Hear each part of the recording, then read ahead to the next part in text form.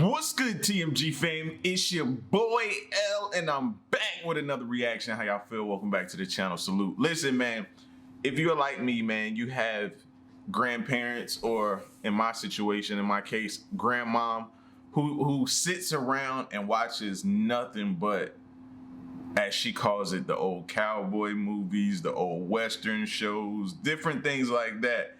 And if you ever sit down and watch with them, you often sit and think in your head like, wow, look at these actors. I wonder if some of these actors are still living. I wonder if some of these guys are still doing it. You know what I'm saying? Look at this, man, the acting back then. How did they do that? I always sit down and I always leave with a ton of questions, right? So when I came across this video, I figured this video right here would probably answer a lot of those questions, man. The oldest living actors in Hollywood today. The oldest living actors in Hollywood today, all right? So if you are new to the channel, man, and if this is something intriguing to you, man, you have those grandparents, or maybe you are that grandparent that watches a lot of Western shows and different things like that. This video is for y'all, man. Let's go. You know their names and you've probably seen their movies, but it's easy to forget that some of the iconic pioneers of old Hollywood are still alive today. And some of them really have seen it all. Here are some of the oldest living actors in Hollywood today. Best remembered as the ultimate cool Hitchcockian blonde, Tippi Hedren starred in some of the iconic director's most famous movies, including The Birds and Marnie. Born in 1930, Hedren got her start as a model in California. Initially, Hedren did commercial work, and it was through one of her commercials that she was discovered by Alfred Hitchcock, who offered her a 7-year Heard that name before. contract and the starring role in The Bird. Good and bad, which is crazy. We just watched a video not too long ago talking about him in Hollywood, the secrets in Hollywood. Working with a legendary director like Alfred Hitchcock should have propelled Hedren to stardom, but sadly, things didn't turn out that way. This was largely down to the fact that Hitchcock was very much a bully, preying on Hedren and frequently sexually harassing her. When she refused his advances, Hitchcock threatened her career, and Hedren called his bluff. He told me he'd ruin my career. I said, do what you have to do. I don't care. I'm out. Feeling that any further dealings with Hitchcock weren't worth the stardom, Hedren told Hitchcock to do what he wanted, and the director kept his promise by keeping the star under contract but refusing to cast her in any movies, essentially blacklisting her career. Hedren wouldn't be cast in another major film until 1967, 3 years after Marnie was released. While none of Hedren's future roles carried quite the same prominence as her work with Hitchcock, she managed to find some success on television and became a passionate defender of animal rights. Both her daughter, Melanie Griffith, and her granddaughter, Dakota Johnson, are now well-known film actresses. A Shakespearean-trained actor. That sucks, man. Bro, that pisses you off, man. That somebody can keep you, like, somebody can do that to your career, your livelihood, in a sense, how you feed your family, how you take care of things. You know what I mean? Just because you won't adhere to his sexual advances, you won't, go along with or do what he wants. If you're not a slave to him, then he has enough power and control to be able to ultimately stagnate your success. That's just not right, bro. That's not right. And it should be something that people could, I know these contracts people sign, but you should be able to go to a judge or go to somebody and say, listen, man, you know what I mean? This is what's going on. I have proof that this is going on. He won't let me out. We have irreconcilable differences. We need to, you got to make it sound however you want to make it sound. And I just want to go on and further my career away from this situation. When we went into this situation, this isn't the person I signed the contract with. After I signed the contract, he became somebody completely different. I shouldn't be forced to, you know what I'm saying, continue out this contract, this contractual agreement. I shouldn't have to. That sucks, man, that she had to go through that. And you can see it in her face to this day that it still affects her. Because she has to live with the what ifs. What if I never signed that contract? What my life would have been like? actor. Special place in hell for people like him. Christopher Plummer is best known for his role as Captain Von Trapp in The Sound of Music. Born in Toronto in 1929, Plummer began his theatrical career in Canadian repertory theater groups and found his big break in New York City. His critical acclaim led to him joining the American Shakespeare Festival Company in Stratford, Connecticut, and Plummer continued to perform on stage all around the world. Plummer's breakout movie role came in the form of the 1956 film Stage Struck, and he was later cast in The Fall of the Roman Empire. But Plummer will likely always be remembered best for The Sound of Music. Although Captain Von Trapp is his most famous role, Plummer has stated on record that this was far from his favorite part to play.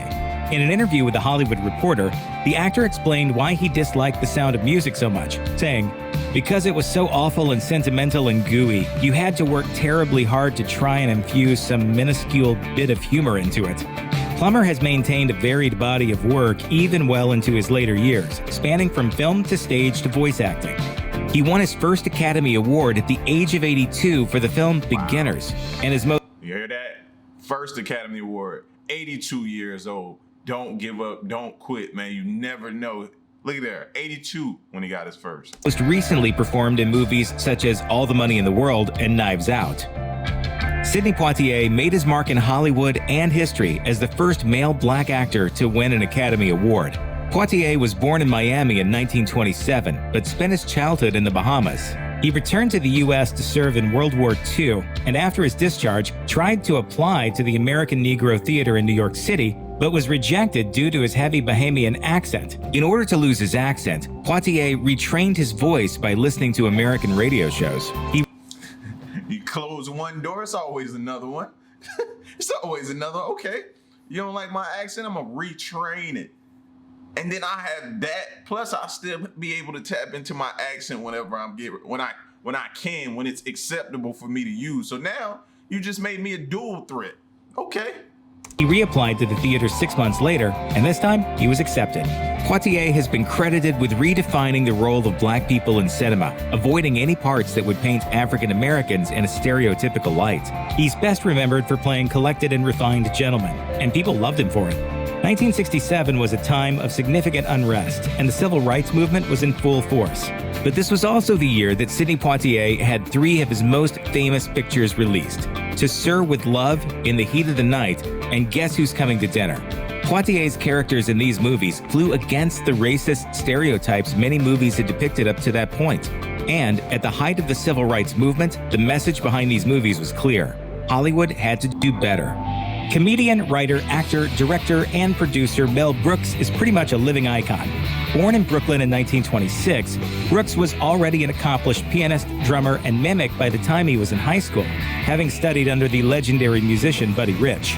After serving in World War II, Brooks worked as a comedian and entertainer at resorts in the Catskills before landing his big break in television as the co-creator of Get Smart. Next came his first full-length feature film, The Producers, which he wrote and directed. Although it wasn't too well received at the box offices at first, The Producers won Brooks an Academy Award for Best Screenplay. This is fate, this is destiny, this is kismet, there's no avoiding it. In later years, the movie became a well-known cult classic and would even be adapted into a hit Broadway musical. Brooks went on to produce a number of other legendary comedies, including Robin Hood Men in Tights, Spaceballs, and Young Frankenstein. We're men in tights, tights. Yo, that was a low-key funny movie right there, man. Why? I forgot all about that movie, and it had some heavy hitters in it. I think Dave Chappelle was in that movie, wasn't he? Wasn't Dave Chappelle in that movie? I think he was, bro. That was one of the movies, man, I watched. He also started his own production company, Brooks Films, to showcase his more serious work, such as The Elephant Man. Brooks was also a longtime partner and friend of comedian Carl Reiner. Up until Carl Reiner's death in 2020, Brooks and Reiner saw each other almost daily, and the two spent most of their golden years trading jokes on entertainment and politics. Cloris Leachman is usually remembered best for her role as Phyllis Lindstrom on The Mary Tyler Moore Show. Born in Iowa in 1926, Leachman studied drama at Northwestern University. After competing in a Miss America beauty pageant and winning Miss Chicago, Leachman was given the scholarship she needed to go to New York City and study with acting coach Elia Kazan. Under her studies and tutelage, Leachman became a hugely accomplished method actor. Her iconic role as Phyllis Lindstrom earned Leachman her own spin-off series and a number of Emmy Awards. She's since gone on to work with comedians such as Mel Brooks and always strived to keep her comedic characters fresh and avoid being typecast in a single role. But although she's best known as a comedic actress, Leachman has some serious film work on her resume as well. In fact, she won an Academy Award for Best Supporting Actress for the dramatic coming-of-age film The Last Picture Show. In recent years, Leachman has continued to perform voice and television roles. Born in 1925, dancer, comedian, and actor Dick Van Dyke is still going. He was born in 1925. I did not know that, bro. I did not know that. Everybody's heard of this name. Strong today. After serving in the military during and after World War II, Van Dyke held a variety of acting jobs, including a number of game show host gigs. His big break, however, came when he was cast in the Broadway production of Bye Bye Birdie, which earned him a Tony Award. After his success on Broadway, Van Dyke was approached by Carl Reiner about starring in a sitcom based around Reiner's own experiences as a comedy writer.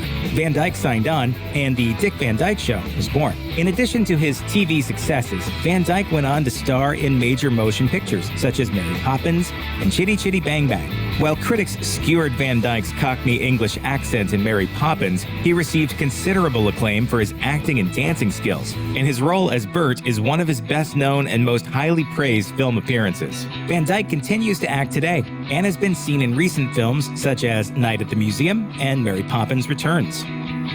Born in London in 1925, Angela Lansbury was the daughter of a politician father and a stage actress mother, but she came by her acting talents honestly. Her father died when she was only 9, and the young Angela spent part of her pre-adolescence attending acting school in Ireland. When World War II broke out, Lansbury, her mother, and her siblings immigrated to the United States to escape the London Blitz.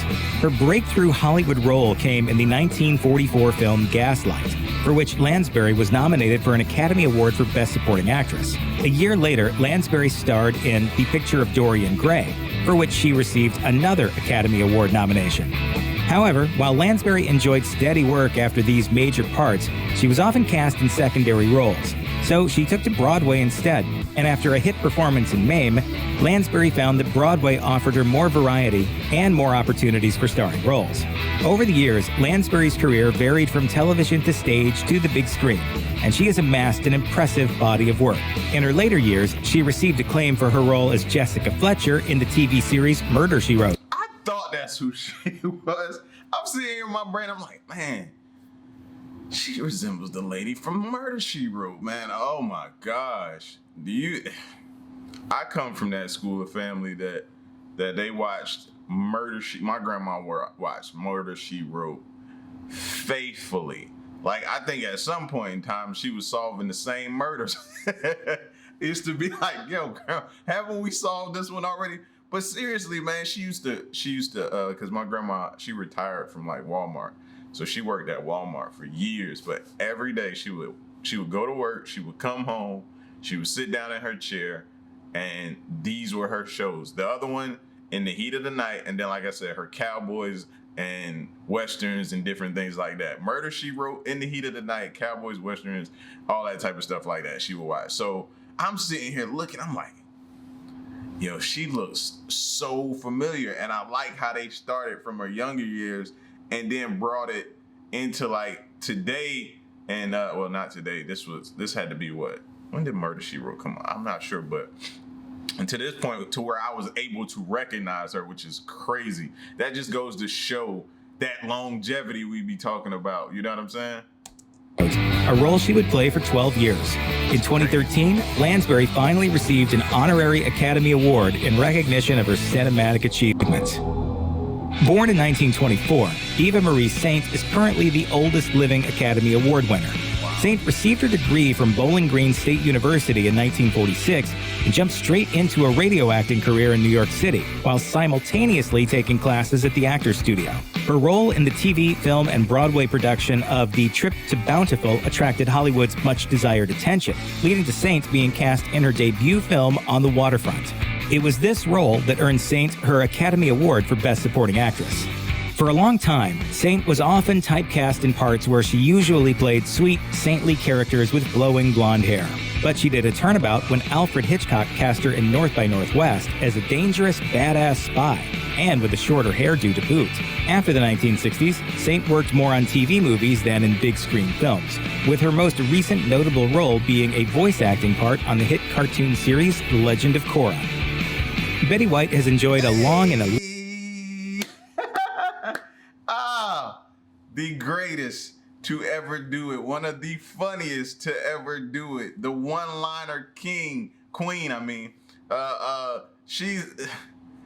It just doesn't get too much better than Betty White, man. Like, I was just quoting her yesterday from the movie because Queen, like I told y'all, we down here in Florida, right? So Queen was trying to figure out what we were gonna do today. And she was like, oh, we should go to Lake Placid. I automatically flashed to the movie Lake Placid. So I'm looking at her like, is you crazy? I'm not going to no Lake Placid. She's like, yeah, let's go to Lake Placid. And that's when the one-liner from Betty White came. And she was like, if I had it, I would tell you to suck it. That's what the lady, yo, we be quoting lines from that movie, man, because like Betty White is just that funny, bro. She's that funny. I don't know if it's just because she's older, and when you're older, just saying certain things just comes off even funnier. You know what I'm saying? I always say when I get older, you're not gonna be able to control. I'm gonna say whatever. You know what I'm saying? I'm gonna just say whatever, and I'm gonna do whatever, and I'm gonna get away with whatever just because I'm older. But man, you can't get much better than Betty White, man. illustrious career in comedy. Born in 1922, her first real job was as an assistant at a local TV station in Los Angeles. In the 1950s, she launched her first sitcom, Life with Elizabeth, which made White one of the first women to maintain creative control over her own show, both behind the camera and in front of it. Life with Elizabeth lasted only a few seasons, but it earned White an Emmy Award and plenty of clout in Hollywood. White next appeared as the conniving Sue Ann Nivens on The Mary Tyler Moore Show, which won her massive praise and much more work. In the 1980s, she went on to star in what is probably her most memorable role, as Rose Nyland in The Golden Girls. Today, White is the only surviving member of that show's main cast. Then, in 2010, at the age of 88, White became the oldest person to host Saturday Night Live. And in that same year, she joined the main cast of the sitcom Hot in Cleveland. Why is she pouring Jack Daniels in a bowl? I'm telling you, man. Everything she does is funny and classic to me, bro. Everything. Which she starred in for all 5 of its seasons. Even today, White shows no signs of slowing down. I respect you. That's why you fail. Norman Lloyd is currently the oldest living Hollywood actor and is still working to this day. Born in Jersey City in 1914, he became captivated by the acting profession through visits to the weekend matinees with his mother. If you're wondering why you haven't heard as much about him, it's probably because he was a victim of the blacklist in 1950s Hollywood. Through only his association with other accused Hollywood subversives, Lloyd's career quickly stagnated. He was saved, however, when Alfred Hitchcock hired Lloyd as an associate producer on his TV series, Alfred Hitchcock Presents. In the 1980s, Lloyd received a lead role in the medical drama Saint Elsewhere. He was originally just supposed to be a guest star on the show, but he was so loved that he became a series regular. In recent years, Lloyd has continued to perform in small TV and film roles, with his most recent film credit being in Judd Apatow's 2015 movie Trainwreck. Check out one of our newest videos right here. Listen, y'all already know who my favorite was out of this list right now, man. Listen, Betty White, hands down, the GOAT, greatest of all times, man. Greatest. She is it for me, bro. Like her roles, man. I hope she continues on for forever, bro. For real. I don't know what we'll do without Betty White, though, seriously. But y'all, hey, listen, man, if this was a little bit nostalgic for y'all, man, let me know. Get at me in the comment section. Let me know about this video, man. What was your favorite? Who were you familiar with off of this list? Leave timestamps and all that. It's your boy L, man. Till the next reaction, I'm out. Peace. Y'all stay solid. Hey.